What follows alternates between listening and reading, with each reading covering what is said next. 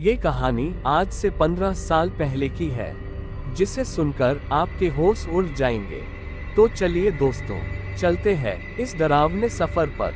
अचानक police station में रात को फोन की घंटी बजी। आधी नींद में एक हवलदार ने फोन उठाया। दूसरी ओर से एक आदमी घबराहट हुआ बोल रहा था, साहब यहाँ गाड़ी में एक लाश पड़ी है, आप जल्दी आ जाओ। हवलदार ने जल्दी से पता नोट किया और वायरलेस पर पेट्रोलिंग टीम को मैसेज दे दिया।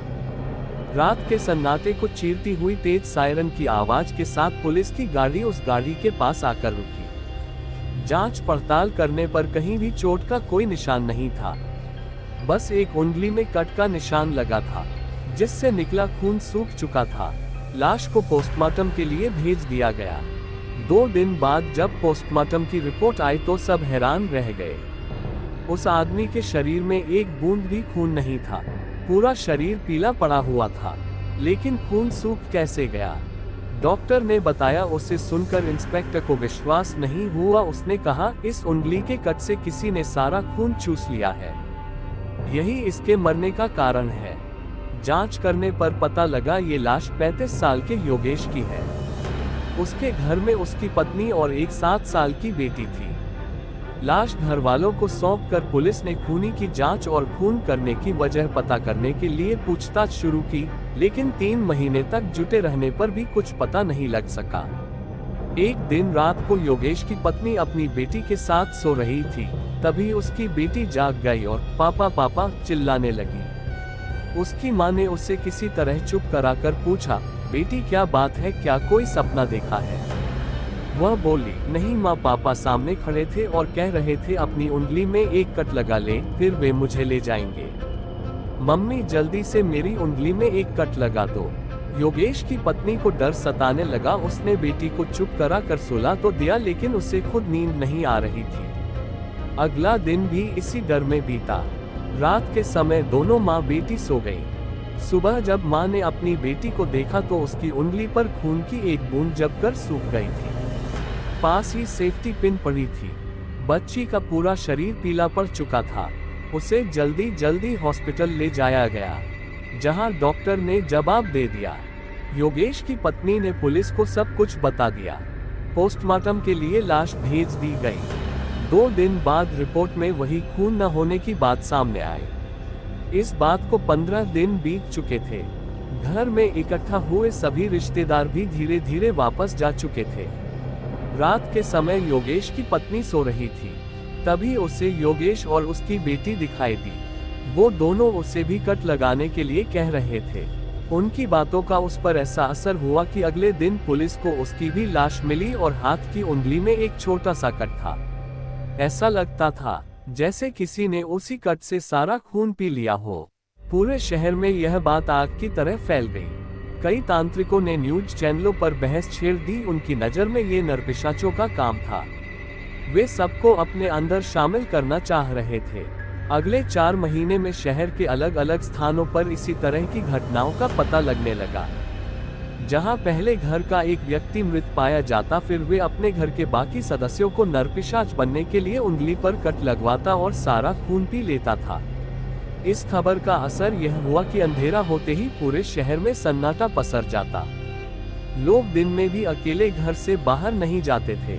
सभी ने अपने घरों से चाकू और दूसरी धारदार चीजें फेंक दी, जहां तक कि कांच के बर्तन भी हटा दिए।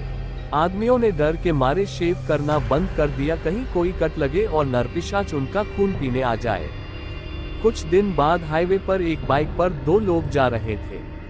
बाइक फिसलने से दोनों गिर जाते हैं, उनके सर से खून बहने लगता है। दिन में ही दोनों सड़क पर बेहोश पड़े थे। पुलिस वहां पहुंचती है तो पता लगता है दोनों मर चुके हैं। बाद में पता लगता है कि इनकी मौत एक्सीडेंट की वजह से नहीं, सर पर खून निकल आने से नरपिशाच इनका पूरा खून पी गया। इस खबर के फैलते ही पूरे शहर में सन्नाटा पसर जाता है। लोग बाहर आना जाना, अपने वाहन इस्तेमाल करना बंद कर देते हैं। शहर की सड़कों पर केवल पुलिस की गाड़ी सायरन बजाती घूम रही थी। जो भी इंसान इन नरपिशाचों की बलि चढ़ता, कुछ ही दिन में उसके पूरे परिवार का खून चूसकर मार दिया जाता था। मरने वालों को जब कुछ नहीं मिलता तो वे अपने घर की कांच की खिड़की तोड़कर उंगली पर कट लगा लेते। ऐसे ही एक परिवार पर पुलिस ने कड़ा पहरा लगा दिया कि देखे कौन आता है खून चूसने। घर के सबसे छोटे लड़के ने रात को सिगरेट से अपनी उंगली को जला लिया, फिर उसे कुरेदना शुरू किया। जब खून निकलने लगा तभी पुलिस आ गई। उन्होंने जो देखा सबके होश उड़ गए। एक काला साया धुएं की शक्ल में आया और उस उंगली के जख्म से पूरा खून पीने लगा। कुछ ही देर में लड़का मर गया। लड़के के मरते ही वह साया भी गायब हो गया। अपनी आंखों से देखकर पुलिस भी डर गई। पूरे शहर में लोग, हर घर के लोग एक दूसरे को आपस में बांध कर रखने लगे, कहीं अकेले में नरपिशाच उन्हें अपना शिकार न बना ले। आने वाले कुछ महीने में शहर में लोगों की संख्या कम होती जा रही थी और नरपिशाचों की संख्या बढ़ती जा रही थी। एक भी इंसान गलती से बाहर निकला और उसकी लाश अगले दिन मिल जाती थी। जिस घर से एक भी इंसान मर जाता, कुछ ही दिनों में उसका पूरा परिवार खत्म हो जाता था। शहर की पुलिस के भी कई लोग मर चुके थे। शहर के लोग इस शहर को छोड़ना चाहते थे, लेकिन दिन दहाड़े मर जाने के डर से घरों में रहने को मजबूर हो गए। शहर का बाकी देश से जैसे नाता ही कट गया था। कोई भी सामान उस शहर में नहीं पहुंच पाता था। शहर के सभी लोग घरों में भूखे मरने लगे। मजबूरी में उन्हें बाहर निकलना पड़ा, बाहर आते हुए मर जाते।